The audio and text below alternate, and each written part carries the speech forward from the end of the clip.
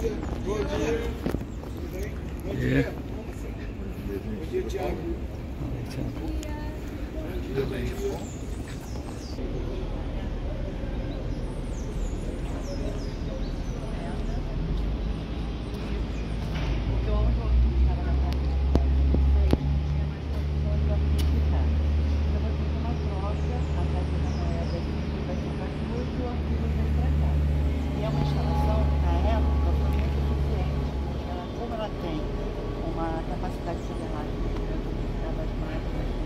As máquinas de prensar moedas, punhar papel. Então, toda essa parte que a gente chama de corpo, de depósito, de fazia, e a cabeça que tem algumas áreas técnicas. Né? Então, cada janelinha dessas instituições são sempre corpo. Né? E cada corpo tem um depósito da cartográfica, fotográfica, que aí já tem toda uma questão de clima diferente da computação do material.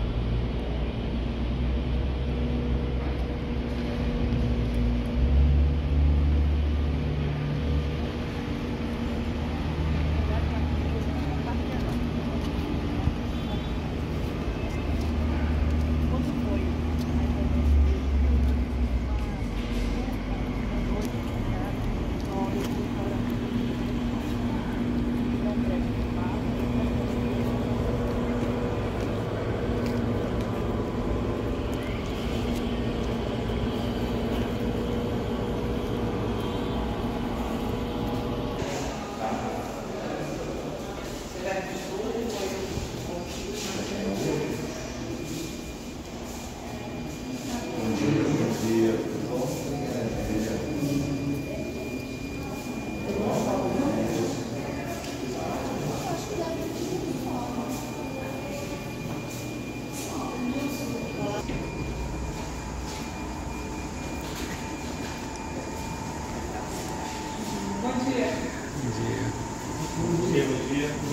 Bom dia.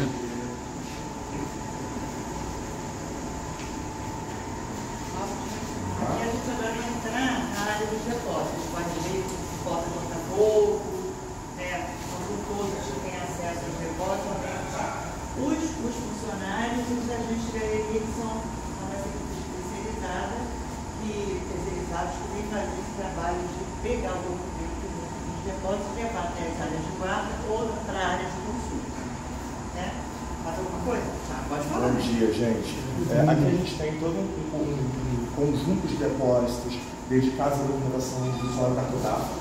Então a gente tem aqui uma documentação de período cinematográfico, que exige determinada especificidade para conservação de temperatura e umidade, o depósito de iconografia e o depósito de cartografia. A gente preparou uma pequena amostra ali, o depósito de cartografia, para a equipe explicar para vocês um pouco como funciona as atividades do Arquivo Nacional, e depois a gente desce para visitar um depósito textual, para a gente poder entender um pouco do sistema de organização que a gente faz aqui da documentação.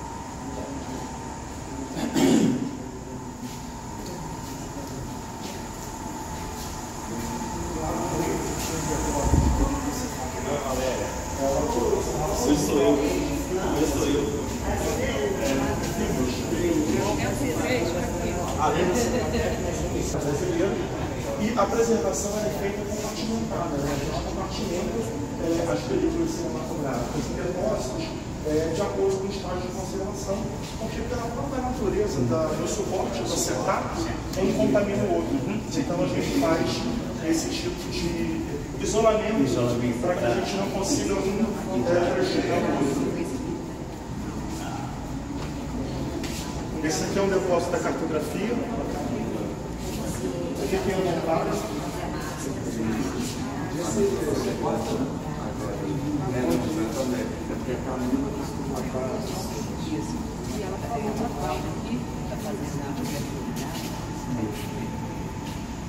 Três equipes aqui. Vamos começar. O pessoal. Aqui a gente separou alguns documentos sobre Moçambique, Cabo Verde, São Tomé e Príncipe, Guiné-Bissau e Angola. São diversos fundos que temos aqui no Arquivo Nacional, todas as coleções da documentação textual escrita, né? Nós somos do processamento técnico dessa documentação e aqui a gente separou documentos de diversos fundos, como eu falei. Tem o fundo Negócios de Portugal, que é uma coleção, né, na verdade, que é com documentos que vieram com Dom João, quando Dom João chegou ao Brasil, e outros documentos que foram se juntando no meio do caminho, que é praticamente a correspondência e tratamento de Portugal com as colônias, todas as colônias dele na época. Nós temos também aqui, Junta da Fazenda Província de São Paulo, que é da província de São Paulo, né, quando foi São Paulo era província. Nós temos também 2H, que é um diversos, que é do Fundo da Histórica, e nós temos também DSI, que é Divisão de Segurança e Informações, que era um órgão na época da ditadura aqui no Brasil. O Gabriel agora vai explicar alguns documentos aqui, o conteúdo deles. Então, a gente tentou separar documentos relativos aos países todos da Palora.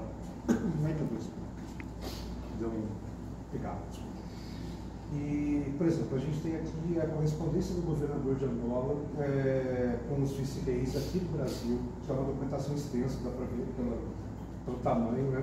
São as correspondências todas da administração de Angola durante o período colonial. Na verdade, aqui só pega o ano de 1790, que é o que a gente separou, com o vice-rei aqui do Brasil, que é uma documentação super interessante, porque a gente achava que normalmente a gente imagina que a correspondência era direta com Portugal, né, que era a metrópole. E, na verdade, tinha uma correspondência muito grande entre Angola e Brasil no período colonial, com as suas colônias, né?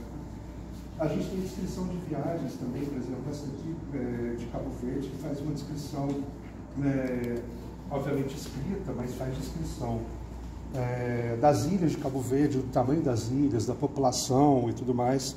É super interessante esse documento, porque ele retrata lá qual era a população deixa eu só olhar a data aqui, que eu me esqueci, não tem a data aqui. Mas, se eu não me engano, é 1793 também, e faz a descrição da população, quantas casas, quantas mulheres, quantos homens, quantas crianças, quase como se fosse um censo de Cabo Verde, bem interessante. A gente também tem documentação de natureza administrativa e econômica, por exemplo, isso daqui são os recursos que passaram pela alfândega de Angola, no ano de 1806 e 1807, tudo que entrava e saía pela Casa de Alfândega de Angola. Então a gente tem documentos de natureza diversa que a gente tentou separar para vocês, tá? Se vocês quiserem saber de algum específico, eu posso mostrar. Tem um que eu achei muito interessante, que separei para vocês particularmente, que é esse aqui. Deixa eu só achar que ele está no... Não é o primeiro. Que é um documento da ditadura militar brasileira investigando que a ditadura chamava de subversivos brasileiros que estavam atuando em conjunto com militantes da independência de Angola, Cabo Verde e Guiné-Bissau. Então a ditadura aqui no Brasil vigiava elementos brasileiros que tinham contato com essa galera na África, que estavam lutando pela independência e tudo mais, e a ditadura aqui estava vigiando essas pessoas e seus contatos na África. Então a gente separou isso no primeiro, eu achei isso super interessante, como documento de vigilância, mostrando que a ditadura investigava esses problemas todos. Tá? Não falou da documentação do vice-rei, o século XVIII, haverá certamente documentação muito mais antiga. Sim. Ou essa é a mais antiga? Não, a documentação mais antiga. Essa é o que a gente separou, sim, que são cartas específicas, eu falei que era 1800 e... Não, 1790. Mas é 1769, na verdade, a primeira data aqui. Mas a gente cobre um período grande de correspondência entre o governador de Angola e o vice-rei do Brasil, os vários vice-reis do Brasil durante o período. Tá certo? Nós temos... É provável que tenha aqui também do século XVI, não? Não, no século XVI é capaz que tenha alguma coisa que tem que procurar, mas é um pouco menos provável, porque a gente tem documentação aqui que o Dom João trouxe quando ele veio para cá em 1808. Então, no século XVI, século XVII, isso ficou em Portugal, ele não trouxe com ele, provavelmente. Porque estava a pensar que no período em que os holandeses ocuparam Luanda. Sim. E como Salvador Correia saiu daqui para ir reocupar, Sim. pudesse ter alguma documentação nessa linha. Eu teria que procurar, mas eu acho pouco provável. 1600. Qual a data? De documentação relativa a Angola, 1600 e alguma coisa. 1648, não. Eu acho pouco provável. E justamente foi a mesma época em que os holandeses invadiram o Nordeste aqui no Brasil. Sim, na verdade era uma ação combinada. Aqui nós temos de Guiné-Bissau, que a rainha fazendo decreto para exportar e importar cera de Angola, Benguela, então para os navios transitarem entre as metrópoles e colônias de Guiné-Bissau e Angola e Benguela. Tem dois aqui, tem dois decretos da rainha. De Cachel, né? Cachel, sim. Cachel. Seria Google, ele é de Cachel. É de Cachel. Não sou de Cachel, mas Bissau, eu sou da Zona Leste. Mas estou em Bissau, na capital, mas não fica longe do Cachel. Essas fotografias pertencem a que fundo, mais ou menos? Essas? Sim, são do que fundo? Todas essas fotos são do fundo O Correio da Manhã, que foi um jornal aqui do Rio de Janeiro, que funcionou até os anos 70, mais ou menos, não lembro a data agora, que é um dos nossos maiores fundos, né? Ele tem mais de 1 milhão de fotografias. Essas são algumas fotografias que a gente selecionou desse fundo dos países de alguns países da PALOP, mas só que muitas delas foram tiradas por agências de notícia, né? Nossa, aqui no caso. Que aí, mais uma que não. A curiosidade era justamente saber, porque são fotografias de Luanda dos anos 50, 60. Mas muitas já são dessa agência geral do Ultramar. Que o jornal recebia as fotografias, né?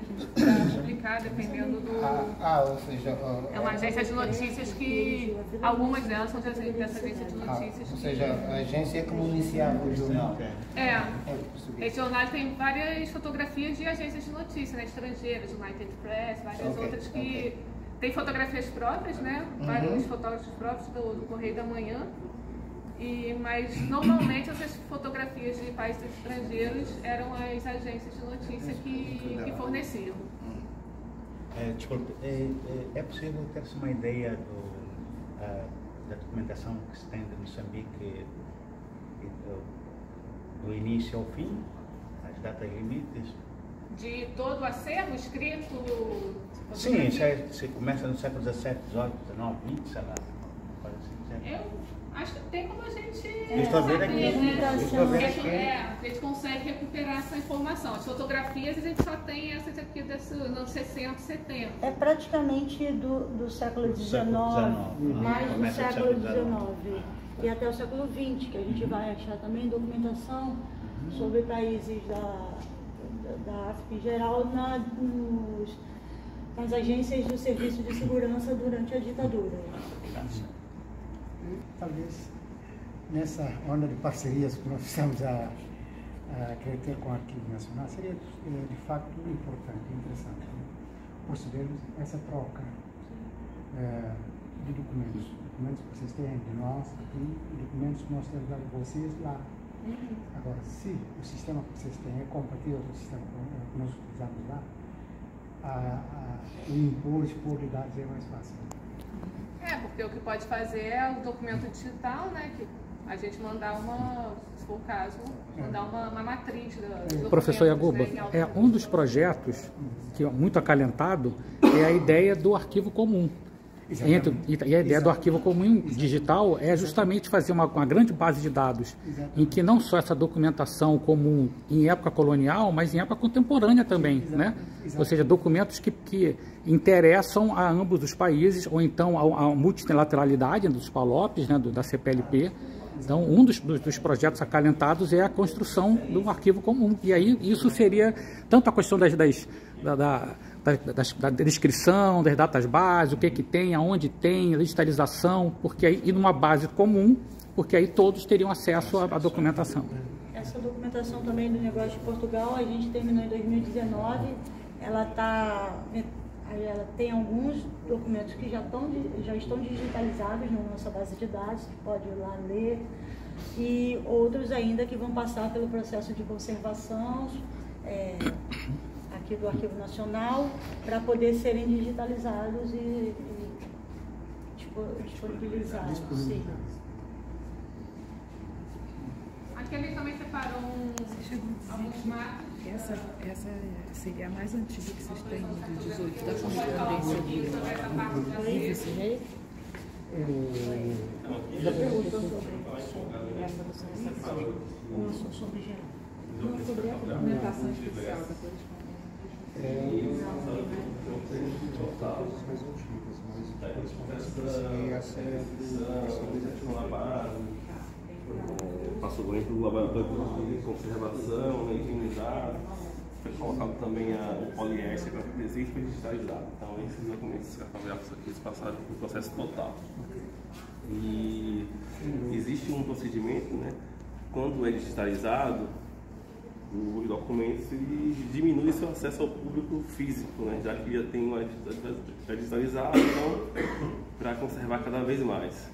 E aí a gente usa esse poliéster. Não sei se já conheciam esse poliéster, que é um montão ali que a gente... Nós no Arquivo Nacional de Angola continuamos a usar papel. Eles ainda continuamos a usar. Não, para além da cartolina, tem um papel assim mais fino. Agora não me lembro bem. É um papel manteiga? Acho que é mais ou menos. Então aqui a gente usa poliéster, que é aquele rolo ali, né? E de fato ele dá uma boa proteção.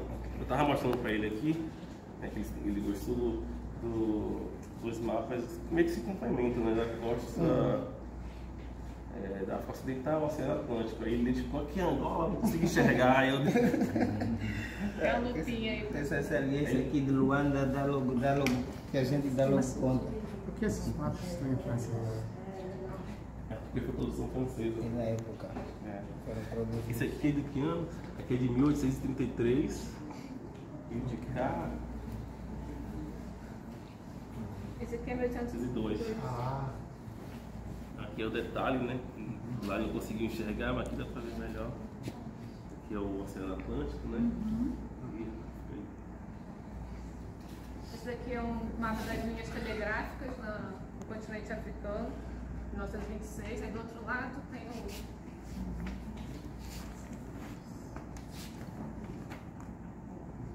continuação das linhas. São as linhas telegráficas. Essas linhas aqui são as linhas telegráficas que faziam a comunicação. O cabo submarino? Sim, acho que é. O cabo submarino. É o cabo submarino.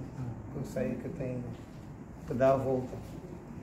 Porque em Benguela sei que tem uma estação telegráfica que tratava disso. O cabo submarino.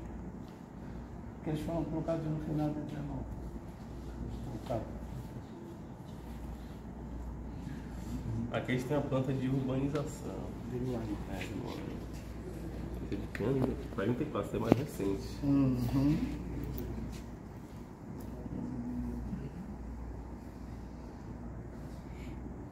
Você vê que ainda estamos para perceber depois que a expansão da cidade é dos anos, se percebe bem que é dos anos 50, 60, porque vê que a concentração está muito aqui, né? No núcleo onde está a fortaleza de...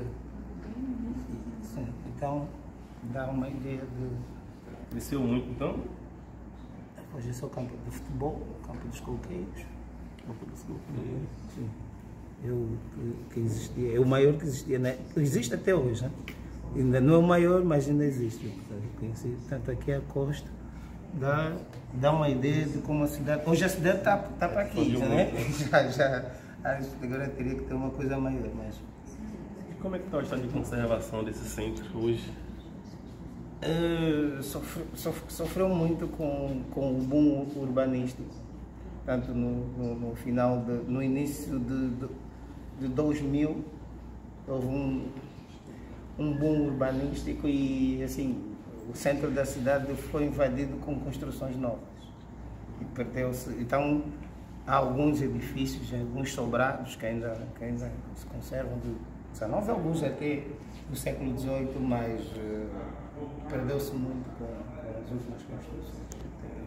Plantas, 33 quilômetros de documentos textuais, mais de 2 milhões de fotografias, mais de 40 mil rolos de filmes. E a nossa estrutura para dar conta desse acervo é dividir a nossa equipe. Eu gostaria de apresentar o Wilton, que trabalha na documentação cartográfica, liderado pela Mariana, que é a chefe da divisão de cartografia e iconografia, coordenado pela Sheila Milha, da documentação audiovisual, a nossa chefe de divisão de documentação do Executivo e Legislativo, a Sheila, junto com o técnico, o Gabriel, coordenado hoje pela Gláucia, a coordenação de documentos escritos, toda a estrutura que o Arquivo Nacional tem de equipes e técnicos para dar conta desse volume enorme de documentos custodiados aqui na casa. Só uma pequena amostra para recebê-los. Uma pequena amostra da equipe também. Exatamente. Somos 133 pessoas para dar conta do processamento técnico e da preservação do acervo aqui custodiado. E a educação, que fica na coordenação de acesso e difusão, cadê Valéria, que está aqui mediando a visita. Tem 2 divisões, uma voltada para pesquisa e difusão e outra voltada para o atendimento ao usuário, que faz esse processo de mediação do cidadão com o acervo. Né?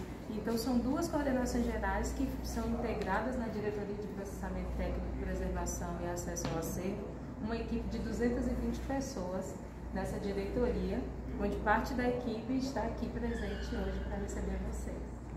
Ali o Pablo, chefe da divisão da documentação audiovisual e sonora. Vamos dar uma olhadinha agora nos nossos depósitos, onde a gente guarda um pouco da documentação. Eu tento pegar mais fresco aqui por conta todos os depósitos que tem controle de temperatura e umidade, sobretudo para a documentação de película cinematográfica. Não, são sistemas em que a gente vai monitorando. Esse aqui é um depósito de iconografia, a gente recém adquiriu utilizantes para poder aumentar um pouco e aumentar um pouco da capacidade. Então a gente está nesse processo para trazer e organizar a documentação dentro dessas estantes imunizantes. Então, esse é um depósito. Ali naquele depósito a gente tem os negativos fotográficos, a gente tem cerca de 1,5 milhão de negativos fotográficos da Agência Nacional e do Correio da Manhã, daquela exposição de película cinematográfica.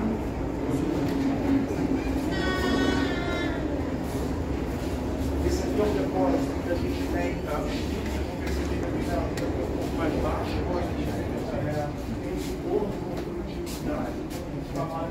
além do sistema ter um controle de umidade, a gente trabalha com umidificadores, porque o Rio de Janeiro tem uma oscilação muito grande e é úmido, então estamos perto do mar, então a gente precisa controlar que o pior fator, o pior agente de degradação de uma película é a umidade. Então, e essa oscilação é a pior coisa.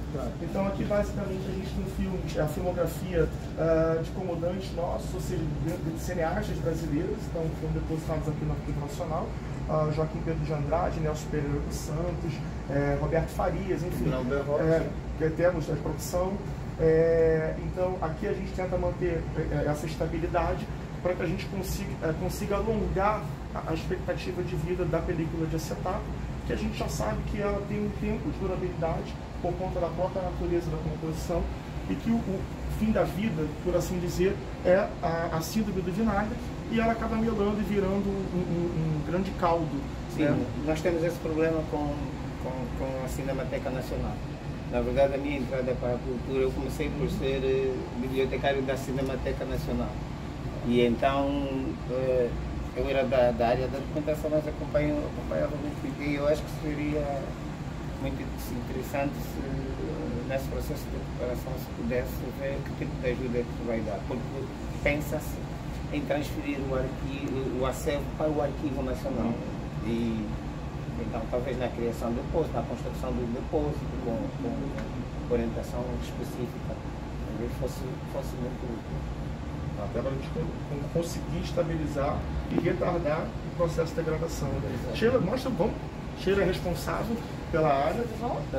E esse é o nosso melhor depósito. Eu acho que, Sheila, a gente podia mostrar o que é o depósito que a gente já tem filme vinagrado, a gente tem que separar, e é aquele que a gente não quer lotar, a gente quer sempre vê-lo vazio. Significa dizer que a nossa ação de preservação desses depósitos aqui está dando certo. Vou mostrar o 603, vamos lá? A gente separa. Infelizmente, a gente tem compartimentos tão pequenos que eles não podem.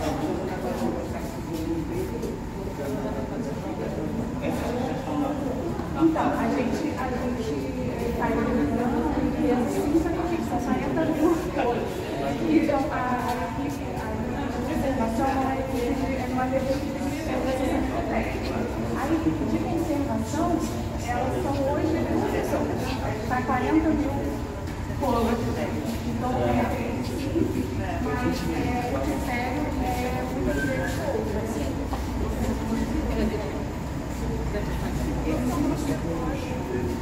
Mas avinagrado. Esse jeito. E olha, eu vou te dizer que ele já foi pior. Aqui você sente bem.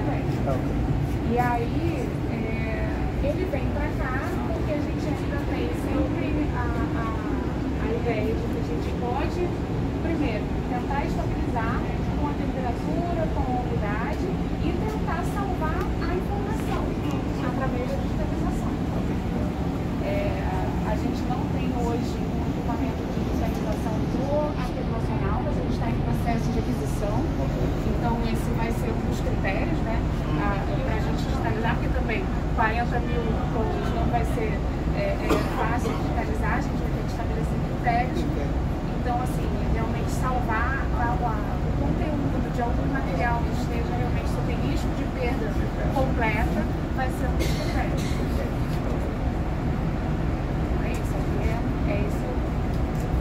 E ele precisa ter esse tipo de porque a gente poderia falar, se fechar, se vedar. Ele não pode. Quanto mais vedar, mais rápido ele vai ficar. Então, assim, ali você vê que tem um exaustor. Então, para tentar realmente tem que ter o ar-condicionado, mas tem que jogar para fora para tentar concentrar o mínimo possível, né? O ácido acético. Não, teoricamente a gente não deveria usar um equipamento solidificador, né? A gente deveria ter isso no sistema integrado. A gente usa o desmodificador porque esse sistema hoje ele não está dando conta. E aqui ele não é utilizado.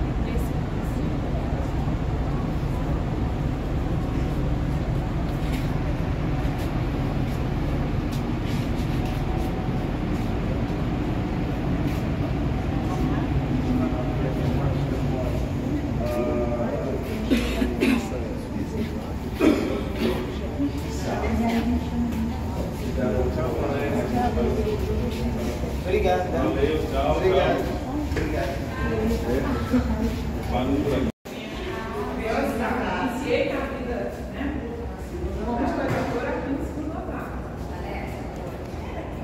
Nosso salão de leitura ou até mesmo nos setores que solicitam essa documentação, seja na parte de preservação digital, quando digitaliza um documento num trabalho sistemático de digitalização que nós temos dentro da nossa instituição. Qual é o volume do movimento diário? Isso depende muito da demanda, né? Em média, a gente, no período pré-pandemia, né, nós já tivemos mais de 30 mil documentos ao ano sendo movimentados aqui, entendeu? É uma demanda bem grande. Então a gente chega a uma média de 1.000, 1.200 documentos por mês, até mais um pouco, né, em relação a isso. Como é que tem feito a gestão da movimentação, da documentação? Porque nós, por exemplo, lá no arquivo de Moçambique, temos tido um problema grave seguinte, não é? Um leitor pede documento, o técnico vai entregar. Na hora da devolução, muitas das vezes o documento já não volta, a caixa já não volta exatamente para o sítio. Ou às vezes os documentos de uma caixa passam para outra caixa.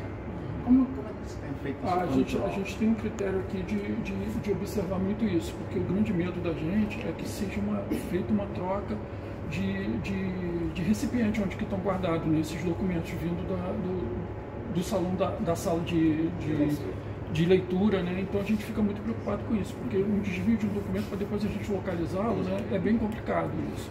Então a gente sempre antes de guardá-lo no seu devido lugar, a gente segue essas linhas de que a Glaucia estava falando sobre a sua localização, de qual andar ele pertence e qual estante ele pertence, porque algumas vezes a gente até percebe que acontece esse desvio, né, essa troca de lugar. Então, é por isso que a gente e com a adoção do sistema de via fora, com 3 vias, em que depois, quando a gente cruza as três, a gente tem certeza que o documento voltou e voltou para o lugar certo. Sim, exatamente, bem lembrado. O caminho é mais ou menos esse, né? O usuário solicita o documento que manda para a gestão de depósito, não, para movimentação de acervo, que vem, pega o documento com as 3 vias. Uma fica na caixa e 2 vão com o documento, correto? Isso. Então, esse documento ele vai seguir para higienização, para ver se ele pode ser liberado para o usuário, vai ser higienizado. Depois disso, a movimentação leva ele para a sala de leitura, onde o usuário consulta.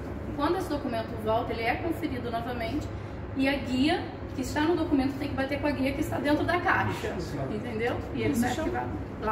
Glaucia, o tempo que leva entre o usuário faz o pedido e o documento volta para o lugar dele? O Cláudio te responde melhor. Em 24 horas, assim, ele tem uma agenda, né? Já fica agendado, tem um agendamento, todo atendimento aqui é agendado e a gente tem esse prazo para poder dar tempo de ter todo esse fluxo, passar por todo esse fluxo, saindo daqui do negócio, passando pela higienização e disponibilizá-lo para o usuário.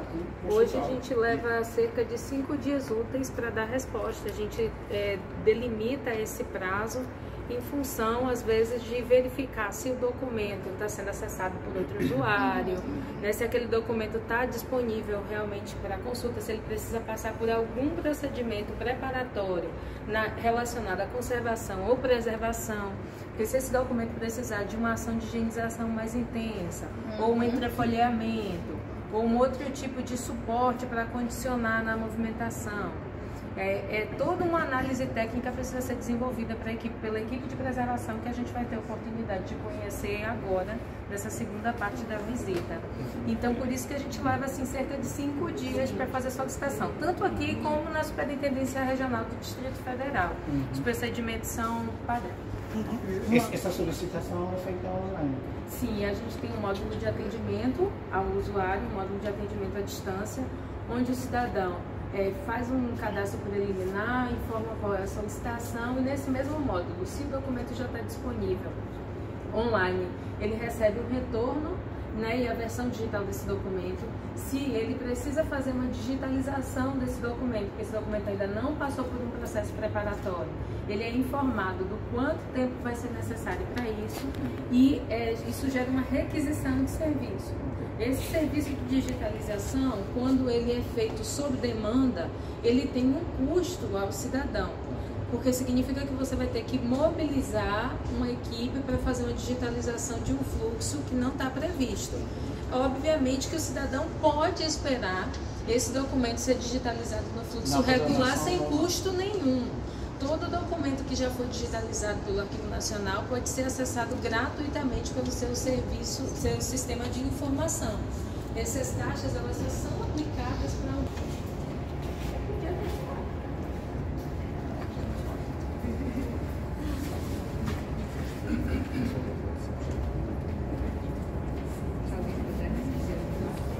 A gente vai lá na coordenação de preservação do acervo.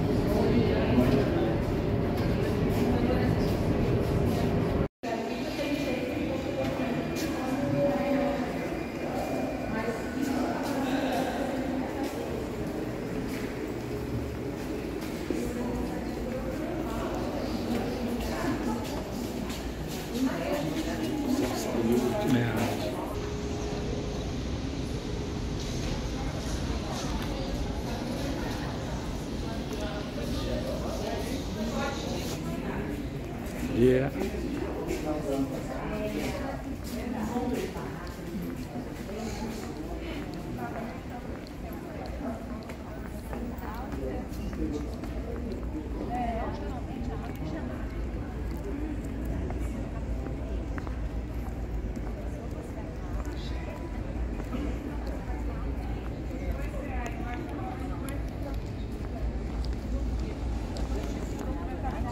Bom dia, Luísa.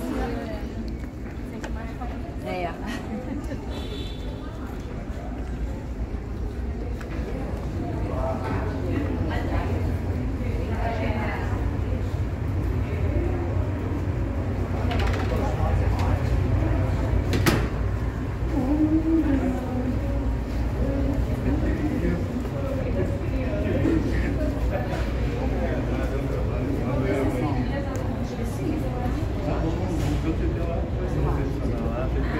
Eu achei fantástico, parabéns pelo trabalho. Obrigado, eu que agradeço pela oportunidade que me dão de trabalhar.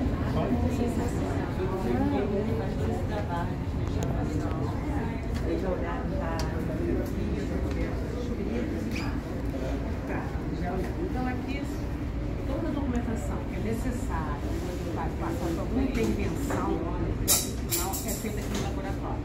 Tanto uma concentração preventiva ou uma restauração propriamente dita, que é o que você vai ver ali no laboratório. Esse aqui eu coloquei aqui só para vocês terem uma ideia do papel que é produzido aqui pra gente, pelo químico, que é o Anivaldo, na área de papel, e o Paulinho, que foi feita uma réplica da layout, entendeu? Então, esse aqui a gente usa na exposição, quando você coloca o original retorna para o cofre, e essa aqui não tem nem problema dela ser manuseada, porque ela é realmente uma produção do nosso papel aqui no Arquivo Nacional. Então, ela foi feita na mesma época, do mesmo jeito, então você tem a visão real de como é a nossa layout. Foi feita nesse jeitinho. O que ocorre é o seguinte, como vocês já viram o mapa e vocês já conhecem outras coisas, né? O que ocorre ali é algum serviço de pequeno reparo, só para você dar uma olhada aqui rapidinho no pequeno reparo.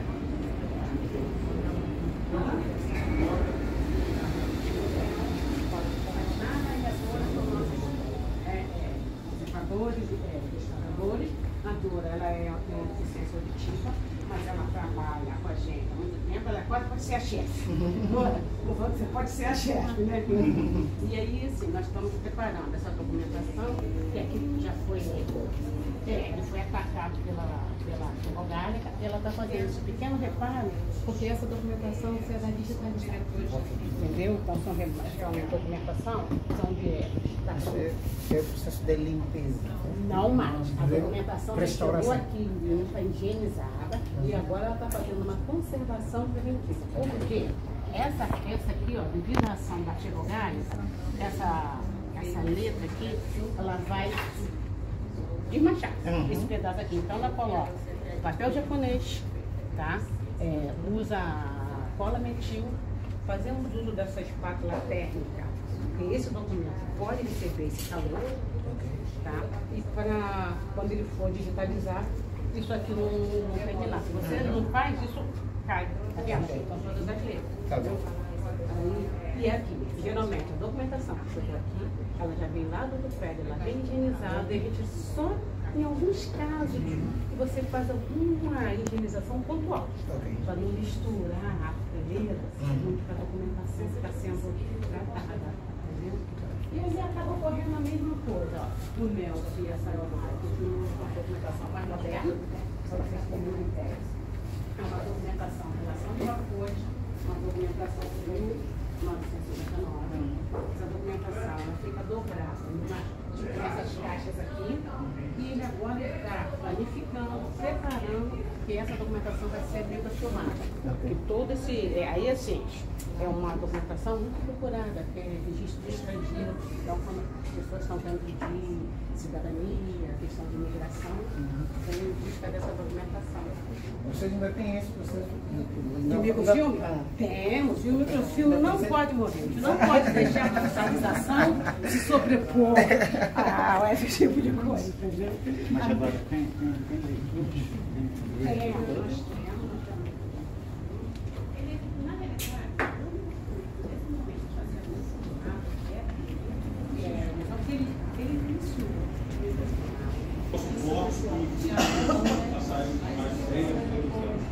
suporte aqui que sempre vem para a gente no estado crítico. A gente tem aqui o antes e o depois. Você vê aqui, essa documentação, ela que veio fungada, já praticamente dada como perdida. Então aqui a gente vai dar condições de ela sobreviver o máximo tempo. Vocês veem aqui um antes do estado físico desse aqui, e bem rápido para vocês, ó, documento ácido, ele foi, o fungo comeu a maior parte, e a gente dá condições dele ficar ainda bem restaurado, olha, melhorar o suporte e preencher as partes faltantes dele, entendeu? Isso é feito. Pode perguntar. Perguntar assim, porque esses buraquinhos aqui deixou machucado ou perdido algumas informações? Perde as informações. Mas como pode recuperar essa informação? A informação tem pessoas com condições de fazer essas leituras, entendeu? Mas assim, para escrever não temos condições, entendeu? Algum paleógrafo consegue decifrar o que faltou ali. A gente aqui não, mas assim tem pessoas adeptas para isso. Isso é feito com celulose, que são esses materiais aqui, ó. Então aqui não é papel, é uma massa que vem, aí é beneficiada no outro setor nosso, que nós temos uma fábrica para evidenciar, entendeu? Isso é feito com água ionizada, tratamento aquoso ou tratamento manual na nossa bancada, entendeu? Aqui a Alice, ela trabalha aqui na bancada fazendo também o preenchimento desse suporte, entendeu? A Alice e Mônica, também que chegou agora, é nossa colega também reparadora, então ela trabalha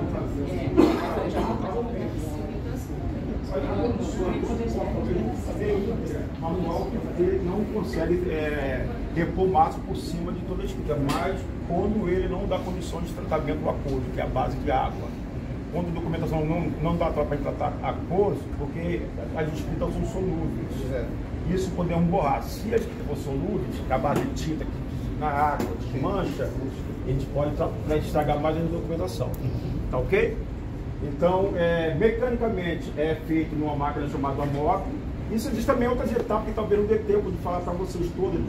Antes disso, a gente também temos que tirar a acidez do documento, que é um banho de gasificação.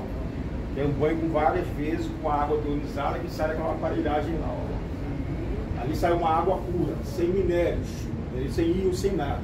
Então, depois de feito isso, a gente bota para secar, secadora, papel. A secadora de papel nos dá a documentação e no outro dia ela vai estar no estado neutralizada. Isso a gente olha se o tratamento vai dar para ser aquoso ou manual. Se for aquoso, a gente vem. Vou chegar para cá. A gente vai trabalhar, fazer esse tratamento numa máquina chamada MOP, que é máquina obturadora de papel. Ela tem a obrigação, intuito de preencher todas aquelas partes faltantes, como vocês viram ali, que eu vou mostrar o documento. Esse dote aqui, o antes e o depois. Essa celulose é batida no liquidificador industrial, a gente bate aquela celulose, próxima da cor do documento, e essa massa ela vai penetrando nas partes faltantes do documento e na borda, para te dar uma segurança também na borda do documento. Depois eu vou mostrar como é o antes e o depois desse documento ali. Como é que se preenche aquele buraco? Você vai ver agora aqui, entendeu? Então, aqui é o seguinte, essa máquina também trabalha com água ionizada, é uma água que sai daquela aparelhagem ali, que é uma água sem íon, sem minérios. A gente tem os dois tambores para ela aqui dentro, e essa água, o motor joga para cima, ela vem de mistura a massa mesclada, próxima do documento, e essas fibras, elas vão relação para procurar as partes faltantes do documento. Ela está aqui, só pegar aqui. Essa aqui é a massa de celulose que vocês estão vendo aqui, tá vendo? Ó? Daquela próxima cor daquele documento, que eu mesclei as cores para chegar próximo do documento, calculei a quantidade de massa, e aqui temos a área da máquina, a gramatura da máquina também. A gente precisa saber para poder não colocar mais massa que necessário, para poder ver lá o documento, as escritas do documento. Então tudo aqui também tem ciências envolvidas. Matemática, física, biologia, química, tudo aqui envolvido. Entendeu? Então, vocês estão entendendo bem, né? Então essas partes faltantes, com essas fibras que estão diluídas aqui, elas vão aqui na água, vou deixar bem homogênea, a água sobe, vai chegar. Essa água aqui, ela emerge aqui, eu coloco a massa. Tá dentro. Demora um pouquinho. Tá vendo? Aí o pessoal fica preocupado, mas vocês vão olhar o papel, não, mas a gente faz um estudo se o suporte do documento consegue tratamento aquoso, não. Okay. Isso vai muito do suporte, que a gente tem que saber o suporte de escrita, elas têm várias qualidades, mecânica, química, e aí aqui, no caso aqui, é papel de trapo, antigo, época do Império, entendeu? Então, ó, diluo a massa. Faço com que essa massa fibra fica bem homogênea.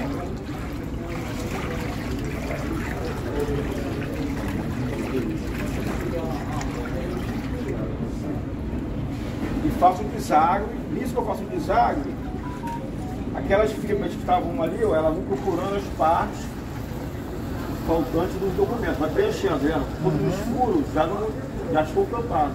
Ok.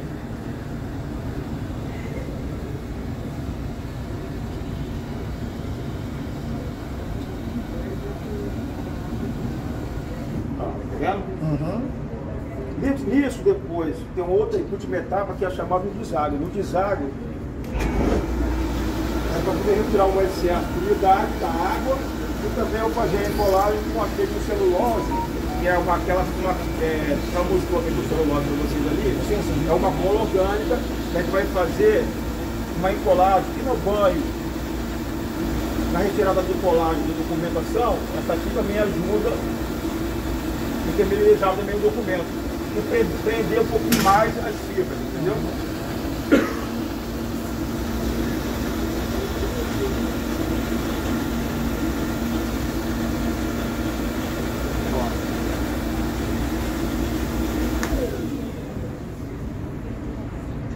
Feito isso, eu retiro, para vocês verem, ó, toda aquela fibra, ó.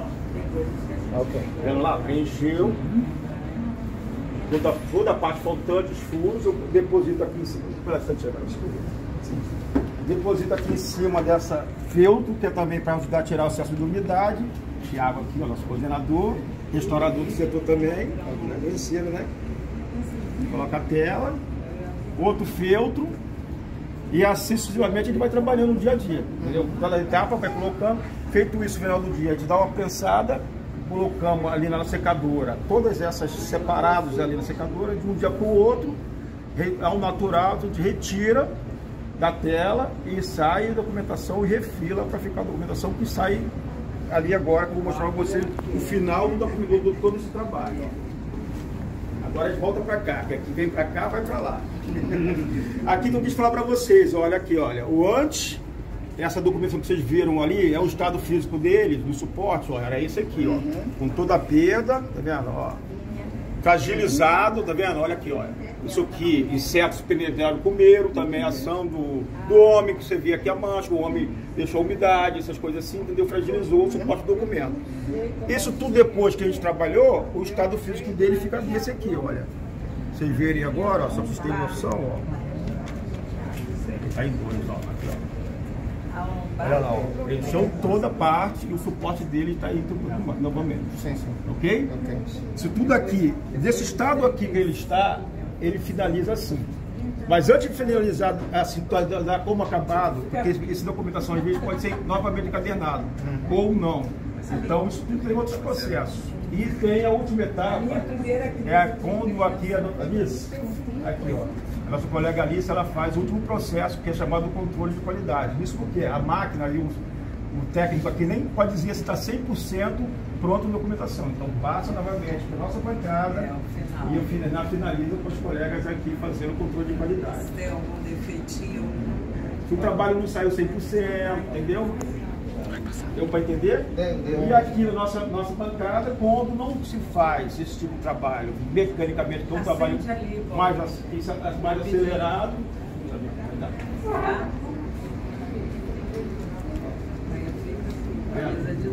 Aí, todo o tratamento aqui também, a gente pode utilizar aquela mesma massa, sempre mecanicamente, para preencher mais aos pouquinhos. ou com papel japonês, tingido com uma cor, um papel de fábrica, de alta qualidade. Ali eu devo ter falado com vocês ali, né? Tingido aqui também, com uma cor do documento, que faz um efeito também de preenchimento das partes do suporte. Ok? Deu para entender? Obrigado. Olha aqui, ó, só para vocês verem aqui como é que sai. Ó. Não foi uma aula que é muito rápido. Aqui, ó. É só vocês tirar para rápido para vocês verem como é que sai. Ó. E esse papel, todas essas sobras, a gente utiliza novamente. Nada é perdido, entendeu? Vem aqui e retira. Para voltar a fazer a outra massa. O que é isso aí, entendeu? Você já conhece bastante coisa, não é bobo na área não, hein? Já pode vir trabalhar comigo aqui, ou senão me substituir, que eu já tô com 40 anos aqui de setor, tô indo embora. Vim garotinho, olha, ó, a garotinha aqui, olha, ó. Opa! Já tô eu indo embora. Só vocês verem, ó, aqui, ó. Tá vendo? Ok. Olha lá, preencheu todas as partes, né, aqui, ó. Ok? E depois refila e fica aquele trabalho ali que vocês viram ali. Tá bom? Tá. Obrigado pela visita de vocês. Vocês dão vontade da nossa casa, tá bom? Vocês bem no Brasil. Obrigado. Obrigado.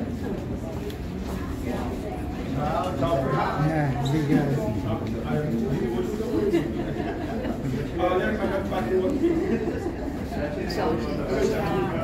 Muito legal, né?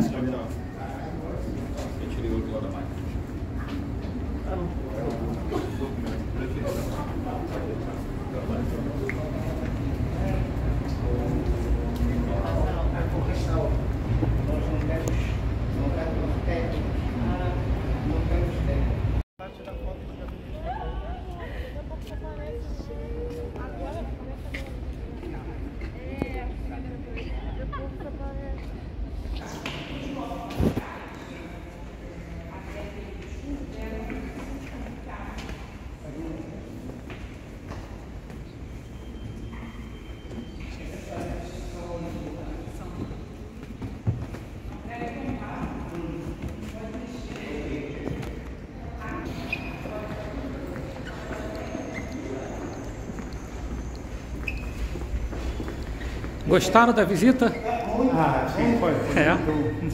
A Servo é a revista daqui? Sim, o que é isso? A revista aqui do Arquivo Nacional. Todas elas estão disponibilizadas online agora. Sim.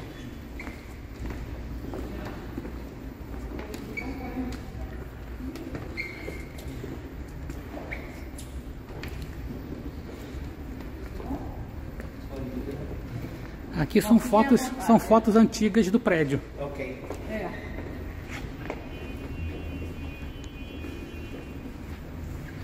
Esse edifício é da mesma época que o edifício da Biblioteca Nacional? São da mesma época, não? São em épocas parecidas. Ok.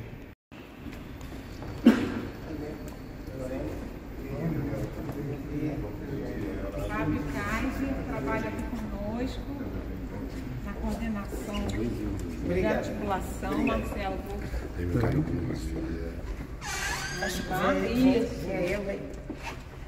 Opa, vem alguém? Fechei alguém? Oh, desculpa, Bia. Imagina.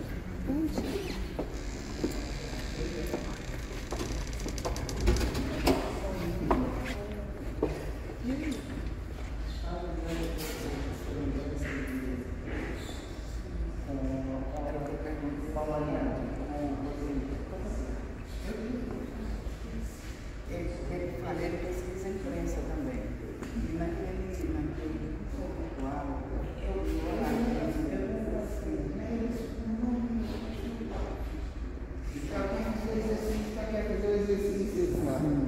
vou apresentar por acaso eu estou com o artigo atrasado. Não vamos falar sobre isso.